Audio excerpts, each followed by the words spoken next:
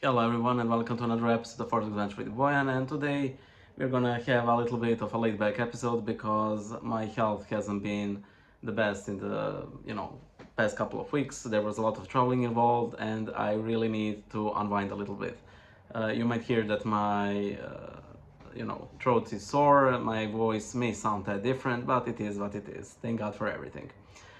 Today's video is about a video game that I played recently called The Excavation of Hobbs Barrow, and I really enjoyed it, and I wanted to, well, give my own personal review of it and maybe focus a bit more on the Christian's view of the video game. So I hope you enjoyed it, and by the way, if you guys enjoy these sorts of videos, you can always support me in one of the crowdsourcing platforms. A dollar, two, or even five would really go a long way in me creating these videos. And by the way, I just posted the new video on the main channel on the life of St. Herman of Alaska, so go and check it out and see it there. So, the excavation of Hobbs Barrow. So what is it? Well, it's a video game. It's a point-and-click adventure done in the style of old adventure games. One of my all-time favorite video games ever is Indiana Jones 4, The Search for Atlantis, and this game, The Excavation of Hobbs Barrow, really gave me a good vibe. However, unlike The Search for Atlantis, which had some horror elements, The Excavation of Hobbs Barrow is a folk horror. It's not particularly scary, honestly. It only has a couple of minor jump scares. Um, it's trying to convey horror by building the atmosphere. That's its primary means to achieving it. I'm currently on my second walkthrough, and I'm doing it only because I have the commentary on. I don't think there's much of a reason to play the second time otherwise, because it's relatively linear. There are some...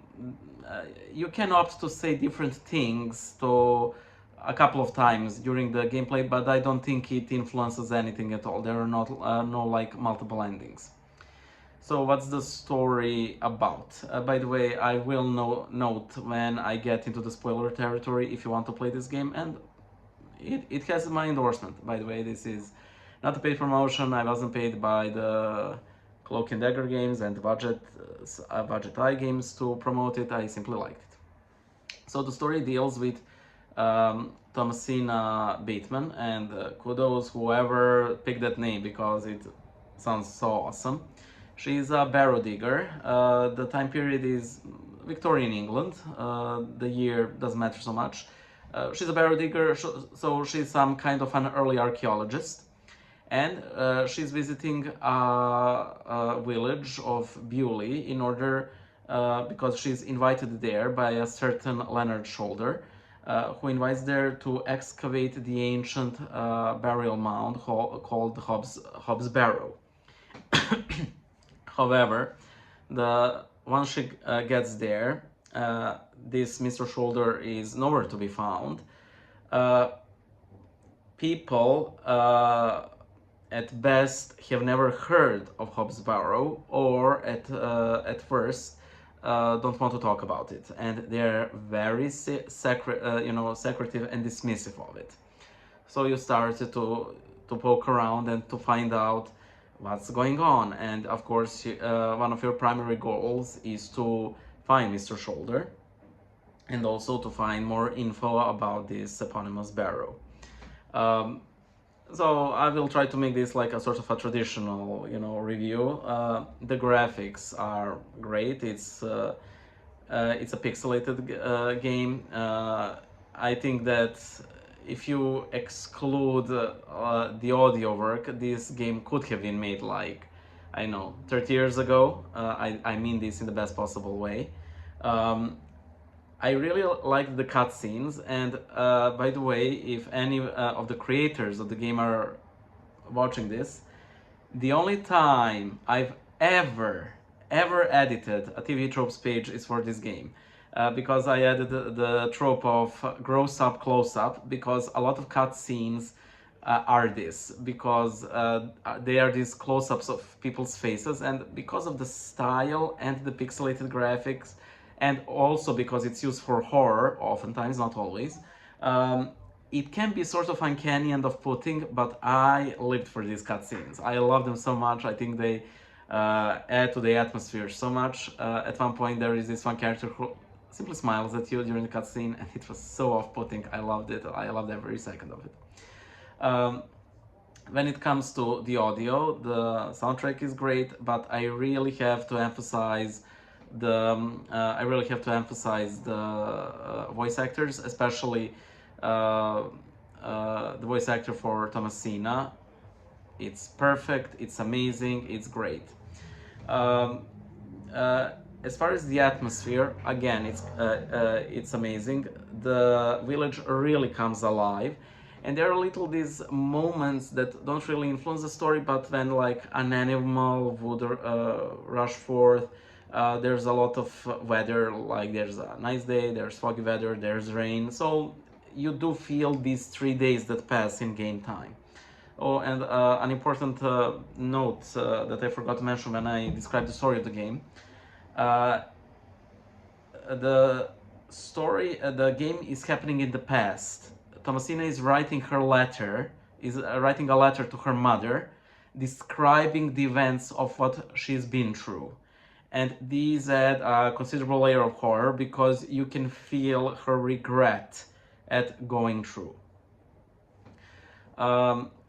This is the time where I will go into the spoiler territory, so if you don't want the ending spoiled, end here, because I want to discuss good and evil in this game, and it's difficult to do without spoiling it. So this is your warning. So we're on the 7th minute mark. Goodbye, all of you spoiler haters. As for the rest of you, the way the story unfolds is that Mr. Shoulder and the local lord Penswick are cultists of a demon called Abraxas Rex, King Abraxas. It is a demon that inhabits this, Barrow, and actually the reason he was bound there with binding magic by Thomasina's father 25 years prior. She finds out that he was there only, after some time, after being given a journal of his, and she's shocked that a man of science, a rational man, would even think of not only believing in supernatural, but actually doing magic in order to contain something within it. And of course, it's sort of clear that some people want this being to be freed. Now, Thomasina's father is bedridden, and he's in vegetable state after that expedition. Thomasina's mother never actually told her what happened. She only knows. She was told as a little girl that her father fell off a horse, and that's why he can't talk, move, or anything. She goes there and she finds out that actually an accident in the Barrow, which led to one man losing a hand and later on committing suicide. This failed previous expedition is what caused the ills for her father. There is also a goblin in the game, and this goblin is sort of an inhabitant of this Barrow. He's technically not related to Abraxas Rex, but in a couple of visions Thomasina has before excavating, she sees that goblin who promises her, the goblin tells her that he saved her father, and that is what kept him alive, and that he can help her again. So the primary reason Thomasina goes through all of this, even though she generally does not believe it, but there are cracks in her belief and disbelief, is because she wants to help her father. which leads to a pretty horrific ending of the game, where she uses her own blood to free Abraxas Rex, and it becomes very clear that the demon is really not intending to keep up his part of the bargain, because they never they never agreed to it. She simply fell for his tricks. The goblin itself is a servant of Abraxas Rex, even though initially he started as a benign spirit, but slowly he got corrupted, which led him to lie to Tomasiva, even though initially he truly, honestly could have saved her father out of pure goodwill. Good here is impotent, not for the lack of trying. Thomasina is sadly a very rational being, and she's being completely blind and oblivious to the supernatural goings on in the Hobbs Barrow. I honestly see this in our everyday life. Sorry, I am a Christian, if this didn't tip you off. I do believe that our own disbelief in God, in saints, in angels, and in Satan and his demons causes a lot of damage. And this game sort of showcases that. I don't think it was the intention of the video game makers.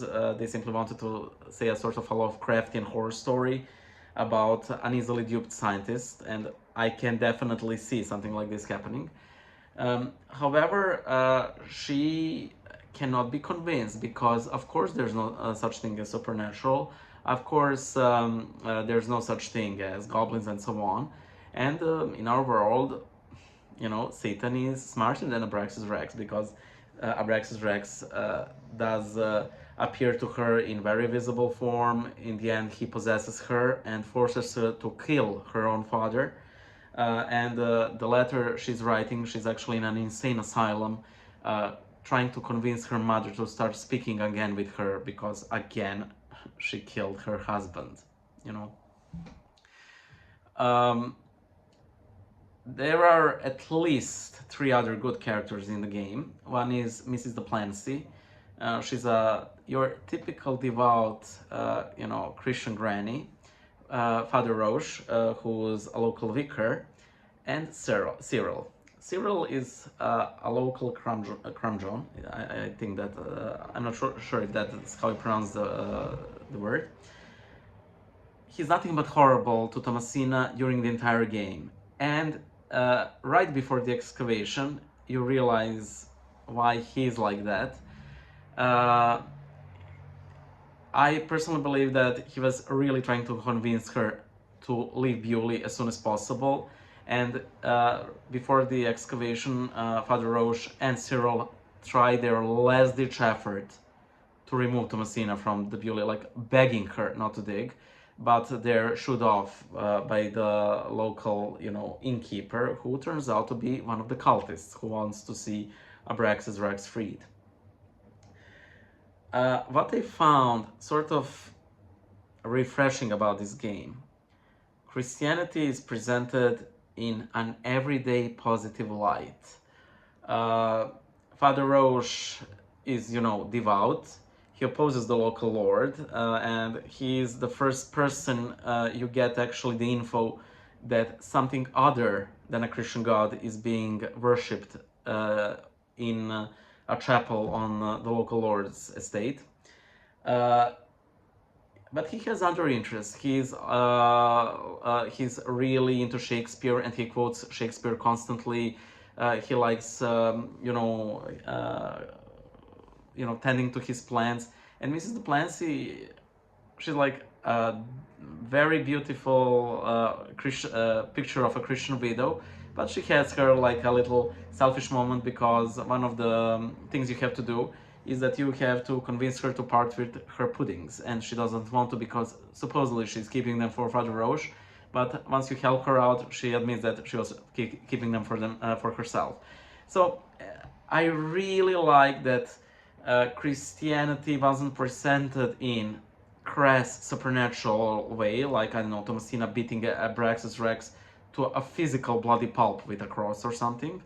that it's not instantly shown as something hypocritical or evil. No, they're just simple folk there who try, well, at least Father Roche and Cyril, to convince Thomasina to leave. I believe that this is one of the best representations of good that I've seen.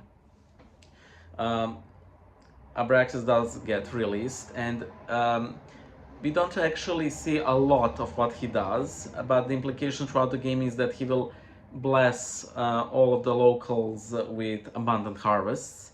However, the demon is still evil and petty, and it's clear that he killed Thomasina's father out of revenge. As for the criticism about the game, a lot of people said that there's a lot of like back and forth and fetch quests and so on. Yes, but this is a point-and-click adventure, and it generally comes with the territory. There were some, sort of tedious or sort of stretched out, especially like when you need to find the key to the belfry. I think that was sort of stretched, even though it was a good riddle, like a good riddle by itself. It was still sort of a stretch, and I really like when you had to find the elderflower. That one is especially good. So kudos whoever made it. I wish that the game were longer.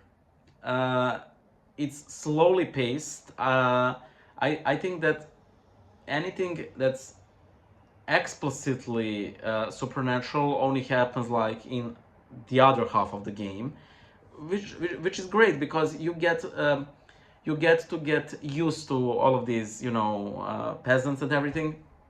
So in short, I like the game. I like how it presented both good and evil. Evil being very deceptive, and good being sort of everyday but still trying. I wish there was maybe like a DLC, maybe a longer version of the game somehow. The music is terrific. The initial name for the game was Incantatum, meaning a spell or incantation. While it sounds very mysterious and I love the sound of it, it is such a small part because it is the time when Thomasina sort of snaps and does perform the spell by spilling her blood and releasing Abraxas. Other than that, it's a good game. I liked it. Give it a try. Even for all the spoilers, what I like the most about the game is the atmosphere, and that is not something that can be spoiled with all of this. I hope you'll like this video, and I hope to see you in the next one.